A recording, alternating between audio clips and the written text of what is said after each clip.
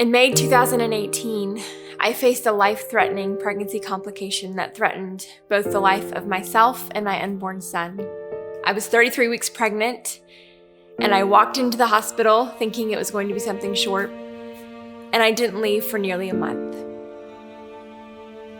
Fear and anxiety and confusion and despair flooded me every single moment of the day. My feelings were unpredictable as my circumstances, and I didn't always know how to think through them and how to process them and how even to direct them back to God.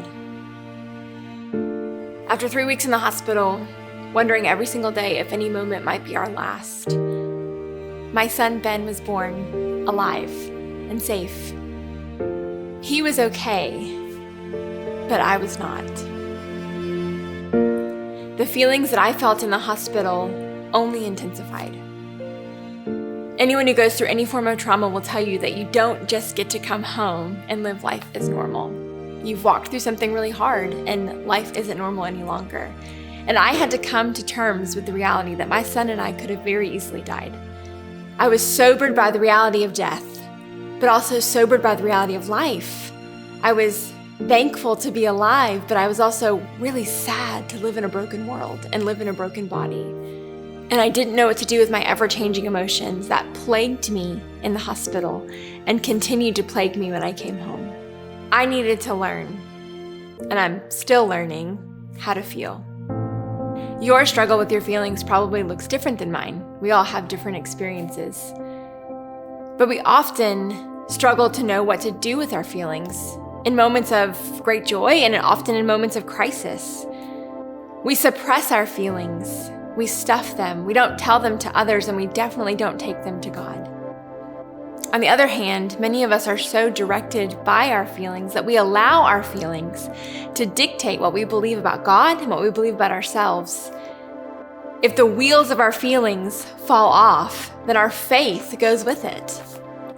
In that month that I was in the hospital, the Psalms became my lifeline. I needed language for my fears.